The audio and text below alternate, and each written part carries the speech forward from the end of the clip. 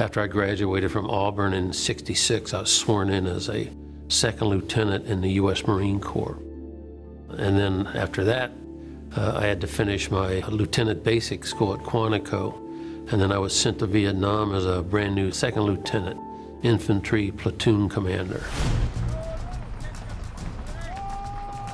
As an officer, you have to lead your men and you have to take care of your men.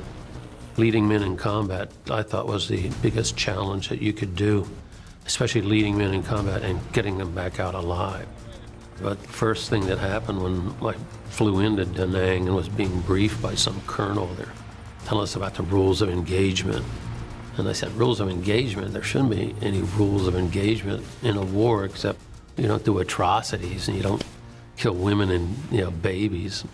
I said, it's war.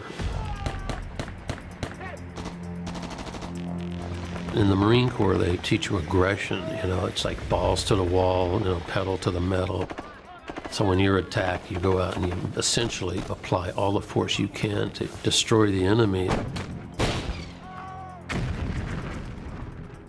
But they had these rules. You couldn't fire at anybody unless they were firing at you. And so all of a sudden we're in sort of this limited action mode instead of pure aggression as the Marines were trained to do.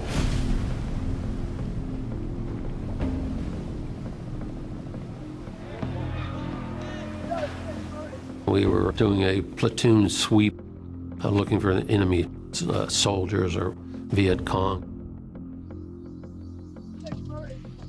The first thing we had to do was step into a rice paddy, and it's about 1,000 feet of open space. You're just waiting there out in the open, knowing that there's somebody on the other side that wants to kill you.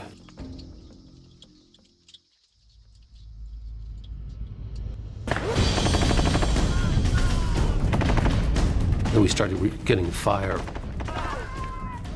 It's just sort of like in the movies, you hear the bullets zipping over your head and hitting the ground. It's hard to figure out where to turn and who to start firing back at. We in the Marines never leave our dead or dying behind. So we started evacuating Marines from the rice paddy.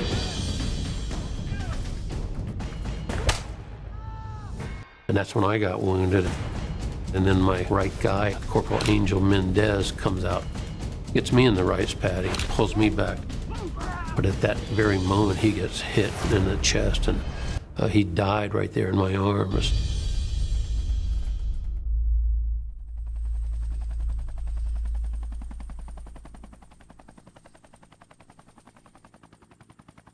Of course, I was seriously wounded. We evacuated everybody, and I was the last person out on the helicopter.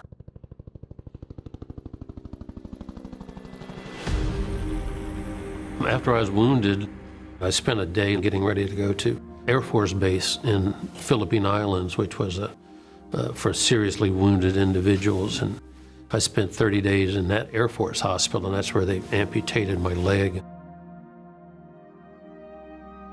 I was able to get through the hospital system after 15 months. And then I decided that I would use the GI Bill and go to law school.